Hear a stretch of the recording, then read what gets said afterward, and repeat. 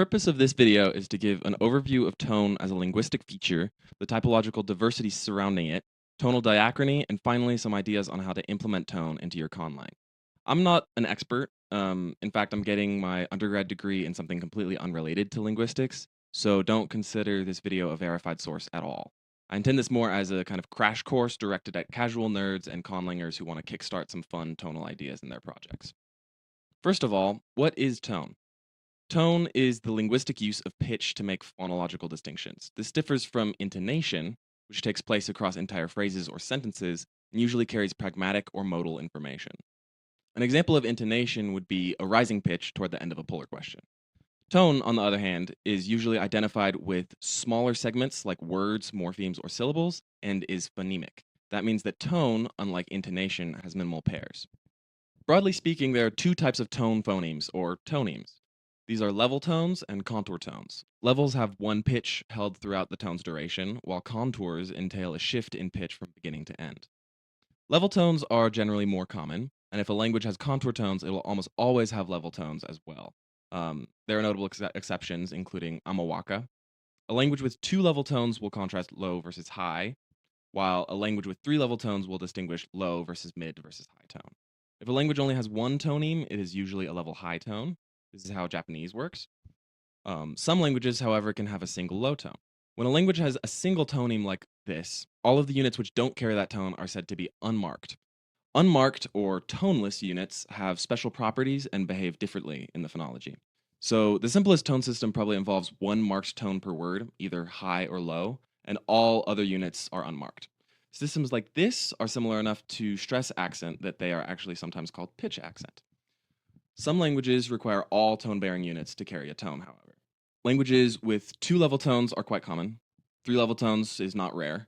4, 5, or even more level tones is attested, but gets increasingly rare. Contour tones come in four basic shapes: falling, rising, dipping, and peaking. Some languages only have contours, such as Mandarin, while most Bantu languages, for example, only have level tones. Many languages have a mix of both. A single language can even have multiple tonemes with the same contour. In this case, one copy of the contour is usually pronounced higher and the other lower. In this case, these contours are said to be tones of different registers. Cantonese's 6 tones offer a good example of this, including falling, rising, and level tones at 2 distinct pitch registers. In some languages, contour tones can be analyzed as sequences of level tones. In Luganda, each mora carries its own tone. Open syllables can only carry high or low level tones, but heavy syllables can have falling tone, which suggests that the falling tone actually consists of a high tone and a low tone in succession, each bound to a single mora. Languages with fewer tone distinctions tend to have level tones, while languages with more than 3 tones will usually have contour tones. For example, Yoruba, Navajo, and the Gabe and Athabascan languages as a whole are known for having level tones. All varieties of Chinese, as well as languages like Vietnamese and Thai and other languages of Southeast Asia, have contour tones. Now, I might be dumb, but it took me a while to grasp the concept of markedness in regards to tone, so I'm going to explain it real quickly here with a morphological analogy. Consider the two words lion and lioness. Lion is unmarked. It carries no gender-specific morpheme and is interpretable as either a male or female lion. Lioness, on the other hand, is marked with a specific gender-encoded morpheme, so it can only refer to female lions. Tones can behave in an analogous way in the phonology. A marked tone must phonetically take on the associated pitch, but an unmarked tone is phonologically ambiguous, just like how lion is morphologically ambiguous. Unmarked tones can be realized in many different ways, depending on their surroundings, emphasis, intonation, etc. Tones behave differently from other kinds of phonemes. Like other sounds, they can be influenced by nearby consonants and vowels, but they're more likely to ignore these intermediate segments. They kind of operate on their own level of phonology. I find it easiest to conceptualize tone as a phoneme which can be attached to other segments. For example, if in a certain language tones attach to vowels, this is the most common configuration, that means each tone unit corresponds to one vowel unit, and they are articulated simultaneously. In this case, tone can be analyzed as a feature of the vowel itself. However, this is not the only way that tones can attach to segments. In some languages, each mora carries a tone. That means that long vowels and closed syllables can carry more tones than a short syllable. We already mentioned that Luganda has this property, but another good example is Hausa. Sometimes tones can be attached to words as well, as in Shanghainese. And some languages like Siswati have preferences over where in a word a tone can occur. In Siswati, the marked tone always occurs on the antepenult except for special cases. However, the morphemes which cause tone to surface in Siswati are usually prefixes, so they aren't usually even near the antepenult. That means the tone is specified or triggered in one place, but appears in another, seemingly unrelated place. Most languages with tones also have special phonological rules surrounding it. Spreading of a marked tone into an unmarked unit is a very common tonal phenomenon and can occur leftwards, rightwards, or even both. In Olusamia, the direction of tone spread depends on which specific morphemes are present and which ones are supplying the tonemes. In Shanghainese, multisyllabic words see the leftmost tone spread across the whole word, overriding any tone that was present on the other syllables. It's very common for tones to shift from one unit to another over time. A possible motivator of this is something called peak delay. Basically, because it takes your larynx some time to move into the right position to create a high pitch, high tones can sometimes occur late in the syllable, especially in fast or casual speech. If this lateness is drastic, the tone might be reanalyzed as occurring later, possibly even on the following syllable. It's also possible for the same anatomical phenomenon to cause tones to lengthen and bleed into following syllables. In Yoruba, for example, a high-low sequence is articulated as a high-falling sequence because that high pitch has been overextended into the next syllable. With less dramatic peak delay, a high tone could be reanalyzed as a rising tone because it's analyzed as occurring later in the syllable. Theoretically, if you wanted to create a language like Amawaka, which only has rising and falling tones, you could use peak delay to say that high tones became rising and low tones became falling. Another motivation for tone movement is segmental features. Cross-linguistically, voiced and breathy sounds are associated with lower tone, and voiceless and aspirated sounds are associated with higher tone. This will be very important when we discuss tonogenesis.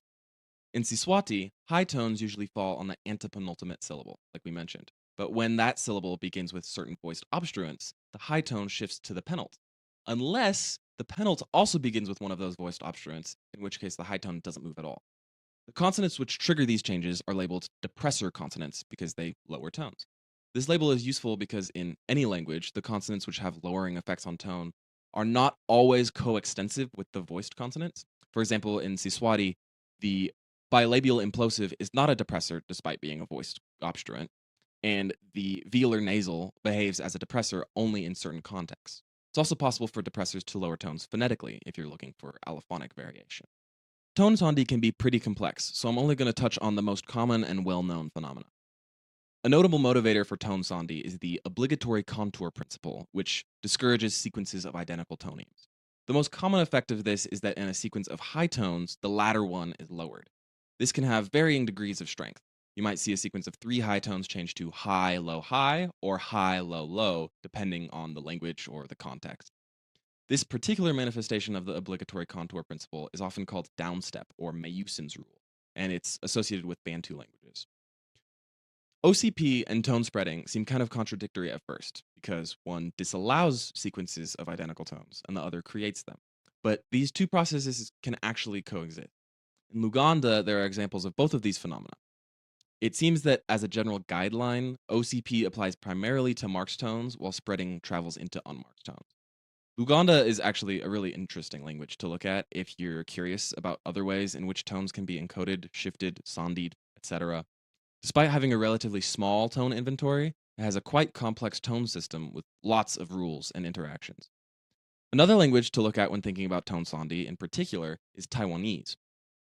In this language, like Shanghainese, the leftmost tone in a particular domain has primacy.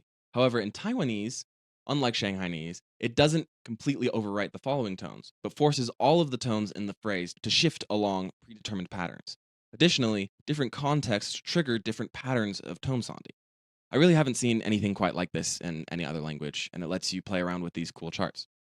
So, as a kind of summary, I'm going to sketch out a basic theoretical framework of 3 stages. The first is when the tones are specified by lexical and morphological elements.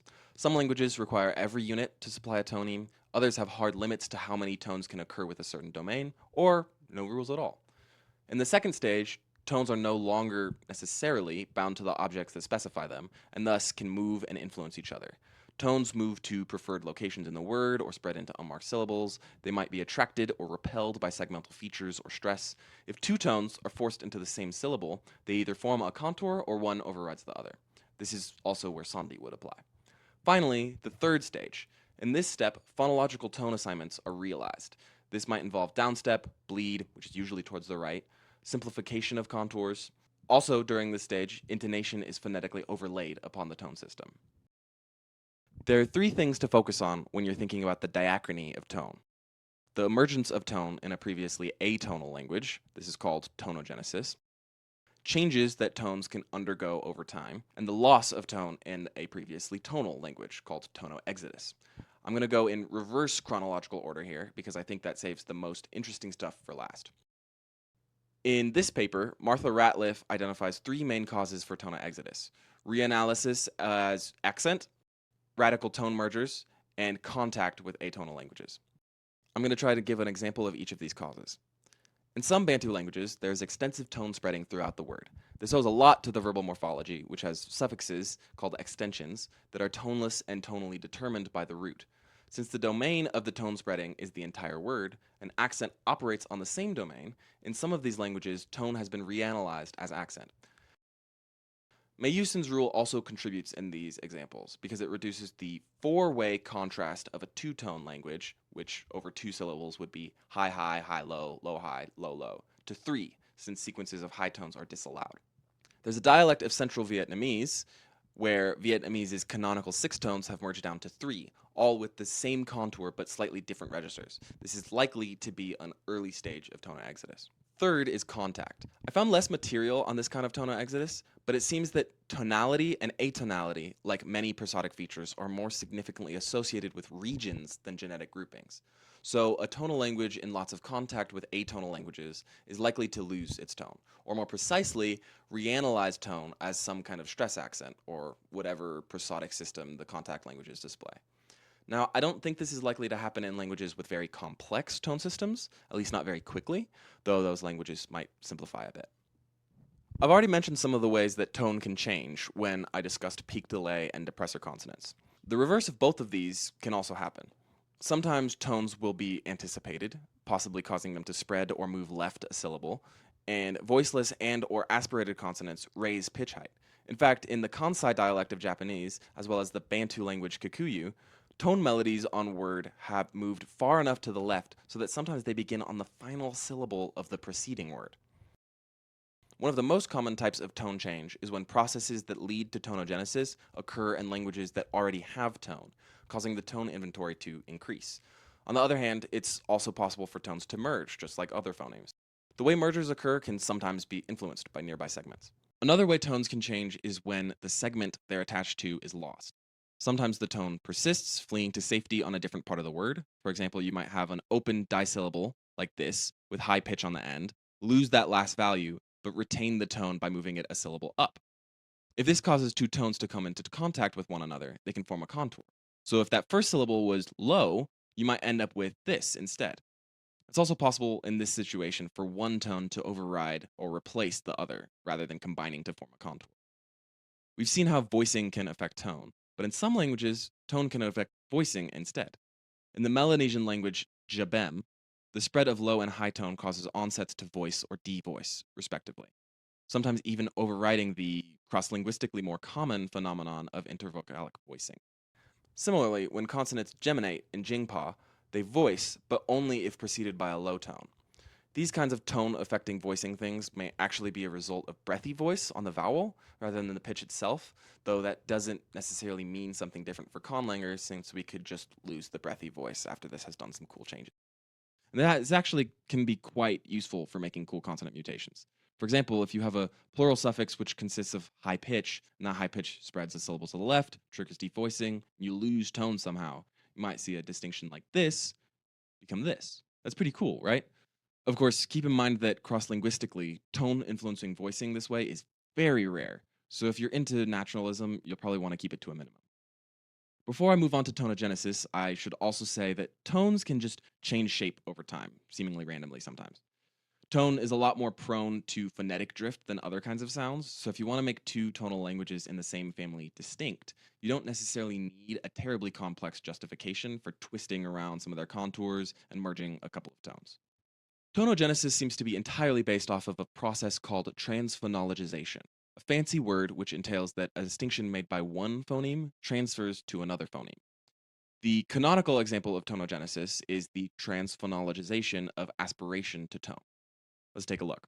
You start with a language that makes a distinction between aspirated and unaspirated stops. Then, the aspirated stops condition higher pitch on the following vowel. At this stage, the high pitch is only phonetic. The distinction is made by the aspiration, so the pitch is not phonemic. But then, the stop series merges, leaving behind only the pitch. Now, the pitch is what's making the distinction, but this distinction is still there. Like I mentioned earlier, there's a consistent association between voicing and low tone, and voicelessness and aspiration and high tone. Actually, these correlations run a lot deeper. Theoretically, it's the phonation of the vowel, specifically creaky or breathy voice, that is reanalyzed as tone. So any segment that contributes or influences vowel phonation can also be involved in tonogenesis. Some examples of segments that can trigger this kind of process include in onsets, aspirated, breathy, voiced, or implosive stops or tense consonants. Codas can be fricatives, especially the glottal fricative, glottal or glottalized consonants, nasals sometimes, and in the case of Punjabi, breathy voiced stops. Nucleal triggers for tonogenesis are much rarer, but include vowel length, as in Estonian, vowel phonation, and possibly even vowel quality. You'll notice that I'm speaking about tonogenesis in a pretty binary way. Here are the sounds that can make high pitch, here are the sounds that can make low pitch. Well, where do contours come from? First of all, the position of the conditioning consonant can affect where the tone appears in a syllable, creating a contour right off the bat. So an onset might create a pitch disturbance only at the front of the syllable and a coda only at the end. This means that simple contours can be made in one step of tonogenesis. However, more complicated contour tone systems will often have histories with more than one stage of tonogenesis. Usually, this involves an onset distinction transforming into tone, and then later on, a coda distinction turns into tone, or the reverse order. To get a better look at all of these ideas, I'm going to go through a couple of examples. White Hmong, a language spoken primarily in Vietnam and Laos, has 7 to 8 tonemes varying by dialect. These tones can be traced back to 4 rough syllable shapes in the proto-lang.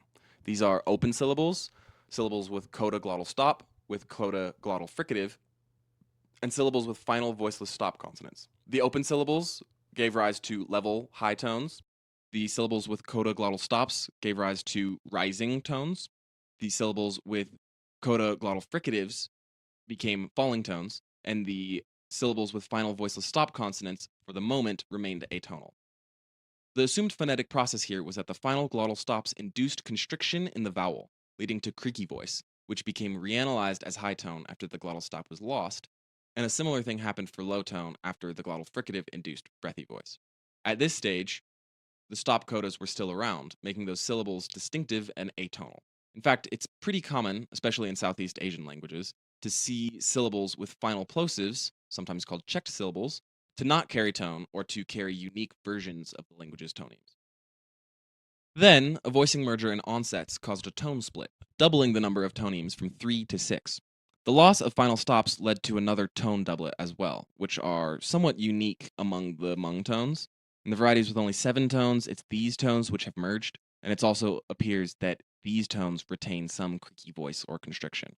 Nowadays, the phonetic values have diverged so that it's not a nice symmetrical tone register system, but this is to be expected. Another complication is that some of the roots which fall into the second category are actually reconstructed as open syllables in the ancestor language. This is because the ancestor lang had a phonation distinction between clear and creaky voice in open syllables, and it was the creaky voice, not the glottal stop directly, which conditioned rising tone. The Athabascan language family of North America displays a really cool property, where some cognates between different languages in the family have inverted tone patterns. The accepted reconstruction here involves a proto-language with glottal and glottalized codas. These phonemes, in different dialects of the language, were pronounced in different ways. In one dialect or dialect group, they caused the vowel to constrict and tense, and in the other, they caused it to relax. As these dialects diverged further, they both went through tonogenesis separately, but in one, the constriction led to high tones in these syllables, and in the other, breathiness led to low tones in the same syllables. A third, smaller group of languages never went through tonogenesis at all, and either retained these codas or lost them without generating tones. I want to spotlight one other thing before moving on to the final section of the video, which is the Thai orthography. It's thought to be one of the first scripts to explicitly mark tone, and the way it does so nowadays is really interesting and owes a lot to its particular history of tonogenesis. The central dialect of Thai has 5 tones: high, mid, low, rising, and falling. They're represented in the orthography by a combination of many different systems. The Thai alphabet has 42 consonant letters for only 21 distinct sounds, but many of these duplicates carry other information besides the strict segment in the form of something called consonant class. Each consonant letter is grouped into one of 3 classes: high, middle, or low. Along with vowel length, syllable closedness, and optional tone markers, consonant class is part of how tones are written in Thai. Essentially, these classes are descended from Old Thai plosive series. The high class descends from voiceless aspirated stops and voiceless fricatives.